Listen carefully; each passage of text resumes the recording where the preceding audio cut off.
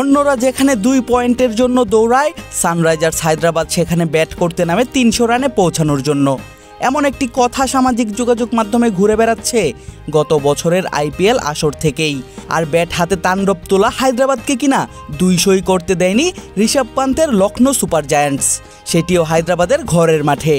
Travis head 47 করলেও ঈশান কিষান, Abhishek Sharma, Henrique Klaasen, Nitish Reddy, প্যাট কামিন্সরা জ্বলে উঠতে পারেননি ব্যাট হাতে। তবে তাদের সামনেই ব্যাট হাতে তাণ্ডব চালিয়েছেন এক ক্যারিবিয়ান, যেন বুঝালেন টি-20তে এখনও ফুরিয়ে যায়নি ওয়েস্ট ইন্ডিজের গুরুত্ব।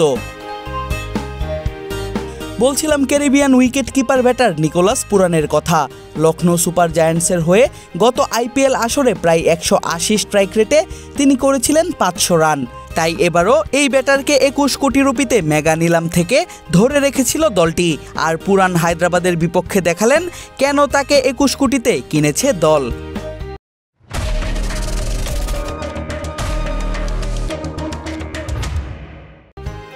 নিজেদের দ্বিতীয় ম্যাচে সানরাইজার্স হায়দ্রাবাদের বিপক্ষে 191 রানের টার্গেট নিয়ে ব্যাট করতে নামে Lucknow super giants.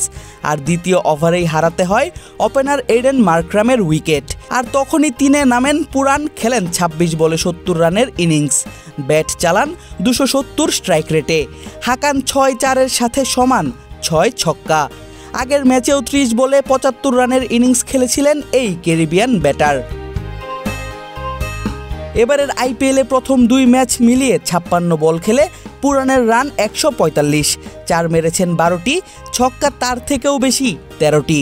6 heating machine নামে অবশ্য আগে থেকেই পরিচিত এই বাঁহাতি ব্যাটার। পুরানের ব্যাটিং দেখলে যে কারোরই মনে হবে ছক্কা মারার থেকে সহজ কাজ বোধহয় আর নেই ক্রিকেটে।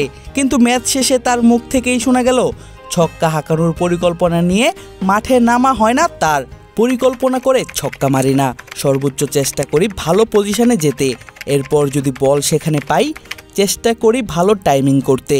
গত 9 বছরে নিজের ব্যাটিং নিয়ে কাজ করে চলেছি, এখন ব্যাটিং অর্ডারে উপরের দিকে ব্যাট করার সুযোগ পাচ্ছি, পাওয়ার প্লেতে ব্যাট করতে পারছি।